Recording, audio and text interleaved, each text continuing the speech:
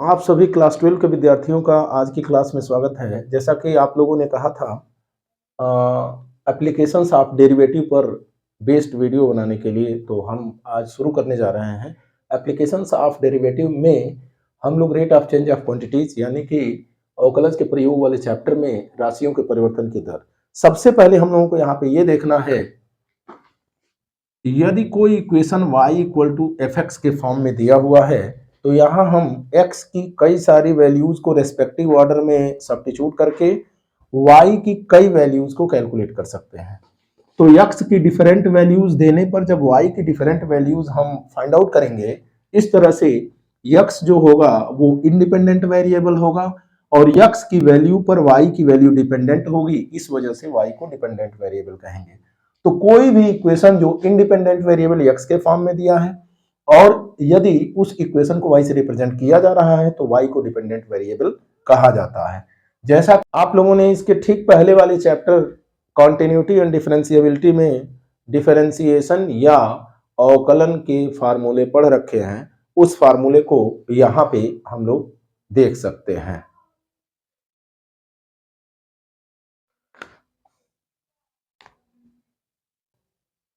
जैसा कि हम लोग जानते हैं, यदि dy बाई dx को यहाँ y को यदि हम with respect to x differentiate करें तो ये d by D X of F X हो जाता है। इसके अलावा y की डिफरेंट वैल्यू जैसे कि x to the power n वगैरह आप लोग सब्स्टिट्यूट करके फार्मूले के अनुसार देख सकते हैं।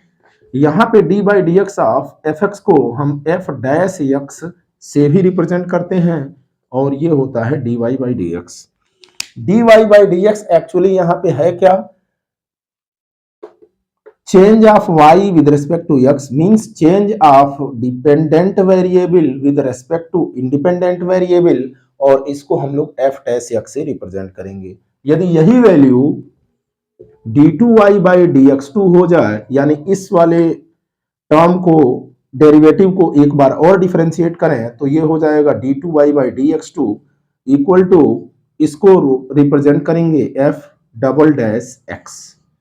हालांकि इस तरह के टर्म को हमें यहाँ पे यूज नहीं करना है, इसको डिफरेंशियल इक्वेशन में सेक्शन बी में जो सेक्शन सेकंड बुक है आपकी, उसमें इसको डिस्कस करना है। इस वजह से मैं इसको यहाँ से हटा रहा हूँ। केवल रिप्रेजेंटेशन आप समझे, d2y बाई dx2 को f डबल डैश x से रिप्रेजेंट किया जाता है। यदि कोई डेरिवेटिव ds अपॉन dt है, जहां पे s रिप्रेजेंट कर रहा है डिस्टेंस को, t रिप्रेजेंट कर रहा है टाइम को, तो जैसा कि आपको मालूम है यहाँ पे rate of change of distance with respect to time, इसको वेलोसिटी के नाम से भी जानते हैं, और यह वैल्यू जो होगी इसको हम लोग इजीली कैलकुलेट कर सकते हैं और इसको डेली लाइफ में इस्तेमाल भी किया जा सकता है। यदि यहाँ पे कोई पर्टिकुलर वैल्यू है, जैसे x इज इक्वल टू 5 है और इसको हमने इस इक्वेशन में सब्स्टिट्यूट किया तो dy by D X at x is equal to 5 ये हो जाएगा f डैश ऑफ 5। यानी कहने का मतलब यह है कि x की जो वैल्यू दी रहेगी, x की सेम वैल्यू इसमें सब्स्टिट्यूट करेंगे तो ये representation at x is equal to 5 हो जाएगा, जो भी वैल्यू यहाँ पे दी हुई रहेगी। यहां rate of change of y with respect to x at x is equal to 5, इसको इस तरह से भी हम लोग पढ़ेंगे। जैसा कि आप लोग जानते हैं, डिफरेंशिएशन में हम लोगों ने पढ़ रखा है कंपोजिट फॉर्म ऑफ डिफरेंशिएशन, जिसमें किसी एक वेरिएबल के रेस्पेक्ट में हम क्या करते हैं, डिफरेंशिएशन अप्लाई करते हैं। जैसे कि यदि आपको x is equal to F T दिया है and y is equal to G T दिया है, यहां से यदि आपको dy by D X calculate करना है तो आप क्या करते हैं, dx by D T upon dy by D T upon dx by D T calculate करते हैं। ये कंपोजिट फॉर्म का डिफरेंशिएशन होता है। यह टर्म चेन रूल के नाम से भी जाना जाता है और यहाँ पे D x by D t की वैल्यू नॉट इक्वल टू 0 होनी चाहिए। इस तरह से rate of change of quantities में फिलहाल हमको यही जानना है। अब हम लोग आते हैं इस चैप्टर पर बेस्ड जो एक्सरसाइज है 6.1, इसके जो क्वेश्चंस हैं उन पर। एक्सरसाइज 6.1 में क्वेश्चन नंबर 1 है, find rate of change of area with respect to radius r is equal to 3 centimeter and r is equal to 4 centimeter in a circle। यानी कि किसी वृत्त के क्षेत्रफल में परिवर्तन की दर ज्ञात कीजिए यदि r की वैल्यू 3 सेंटीमीटर है, रेडियस की वैल्यू 3 सेंटीमीटर है और सेकंड पार्ट में दिया हुआ है रेडियस की वैल्यू 4 सेंटीमीटर है। इस तरह के क्वेश्चन में सबसे पहले हम यदि एरिया को a से रिप्रेजेंट करें और एरिया ऑफ सर्किल को a से रिप्रेजेंट करें तो एरिया ऑफ सर्किल जो होता है पाई आर स्क्वायर होता है। यहाँ पे rate of change of area with respect to radius कह रहा है, यानी हमको D A upon D R calculate करना है और जैसा कि आप जानते हैं ये वैल्यू हो जाएगी d A upon D r whole pi r square. अब यहां से ये आर स्क्वायर है, d by D x to the power n का फार्मूला आप लोगों को मालूम है, n x to the power n minus 1 होता है। ठीक उसी तरह से ये कांस्टेंट बाहर होगा पाई और ये हो जाएगा d upon D r into r, d by d r of r square pi और ये हो जाएगा 2r 2 पाई आर, यानी कि rate of change of area with respect to radius हो जाएगा 2 पाई आर और यदि यहाँ पे r की वैल्यू 3 रख दें तो d A by d r at r is equal to 3 2 pi into 3 that is equal to 6 pi के रेट से इसका एरिया चेंज होगा। ठीक इसी तरह यदि इस क्वेश्चन में आते हैं सेकंड पार्ट में तो यहाँ पे भी एरिया का फार्मूला से पाई आर स्क्वायर हो जाएगा। यहाँ पे भी हमको D A by d R calculate करना है, ये वैल्यू 2 पाई आर के इक्वल हो जाएगी। यहाँ पे आर इक्वल टू 4 सेंटीमीटर दिया है तो d A by d r at r is equal to 4 will be equal to 2 pi into 4 means 8 pi हो जाएगी। यानी जब r की वैल्यू 3 सेंटीमीटर होगी उस केस में rate of change of area जो होगा विद रेस्पेक्ट टू रेडियस वो 6 पाई के प्रोपोर्शन में होगा। और ठीक उसी तरह से यदि रेडियस की वैल्यू 4 सेंटीमीटर दी हुई हो तो rate of change of area with respect to radius जो होगा वो 8 पाई के रेशियो में हो जाएगा।